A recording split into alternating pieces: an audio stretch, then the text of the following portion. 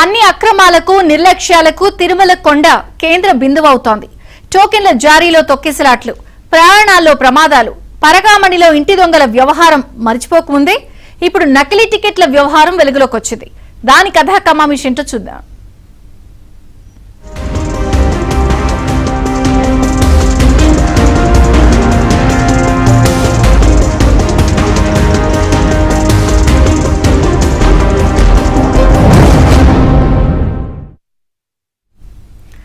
వెంకన్న దర్శన టికెట్లు ఉన్న డిమాండ్ ని కొందరు ఇంటి దొంగలు సొమ్ము చేసుకుంటున్నారు. వ్యవస్థలో ఉన్న చిన్న చిన్న లోపాలను ఆసరాగా చేసుకుని ఎదుటివారి అవసరాలను పెట్టుబడిగా మార్చుకుంటున్నారు. భారీ స్థాయిలో ధనార్జనకు దిగుతున్నారు. ఈ నకిలీ టికెట్స్ భాగోతం ఏంటో తెలుసుకోవాలంటే వాచ్ ది స్టోరీ.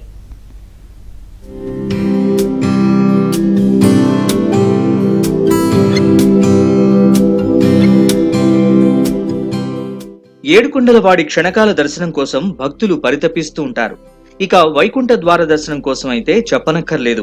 ఆ వైకుంఠనాథుడి దర్శనానికి ఉన్న డిమాండ్ ని కొందరు ఇంటి దొంగలు క్యాష్ చేసుకుంటున్నారు.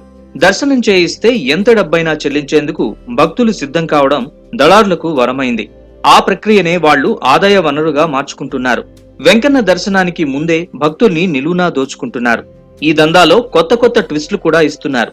నకిలీ టికెట్లతో భక్తుల్ని దర్శనానికి పంపి వారికి కొత్త ఇబ్బందులు సృష్టిస్తున్నారు.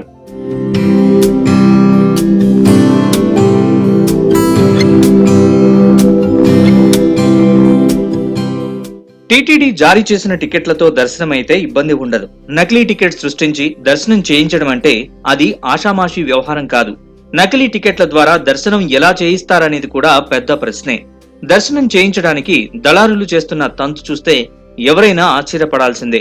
తిరుమల తిరుపతి నడుమ వాహనాలు నడిపే డ్రైవర్లతో పాటుగా ప్రత్యేక ప్రవేశ దర్శనానికి అనుమతించే సమయంలో టికెట్లను వెరిఫై చేసే కాంట్రాక్ట్ ఉద్యోగి, అగ్నిమాపక శాఖలో పనిచేసే 2 సిబ్బంది ఓ ముఠాగా ఏర్పడి గత కొంతకాలంగా టికెట్ల దందా కొనసాగిస్తున్నట్లుగా తెలిసింది.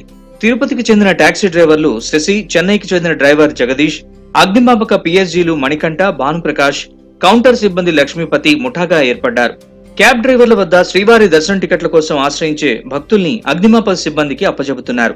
అనంతరం వారు తయారు చేసిన నకిలీ టికెట్లను భక్తులకు కేటాయిస్తున్నారు. ఇలా కొన్నాళ్లుగా సాగుతున్న ఈ నకిలీ టికెట్ల దందాపై అనుమానం వచ్చిన విజిలెన్స్ అధికారులు వీరిపై నిఘా పెట్టారు. భక్తులు తీసుకొచ్చిన టికెట్లను స్కాన్ చేయకుండా టికెట్స్ కౌంటర్ వద్ద విధుల్లో ఉండే లక్ష్మీపతి అనుమతించడాన్ని గుర్తించారు. వెంటనే విజిలెన్స్ సిబ్బంది భక్తులతో సహా లక్ష్మీపతిని అదుపులోకి తీసుకోవడంతో తీగలాగితే డొంక కదిలినట్లు ఈ నకిలీ టికెట్ల దందా బట్టబయలైంది.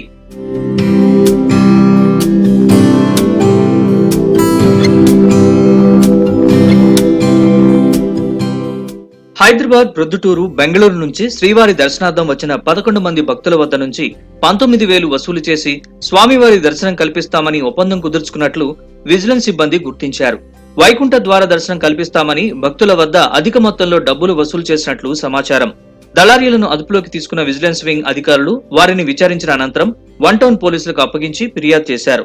విజిలెన్స్ అధికారుల ఫిర్యాదు మేరకు ఎఫ్ఐఆర్ నమోదు చేసిన పోలీసులు పూర్తి స్థాయిలో విచారణ చేపట్టారు.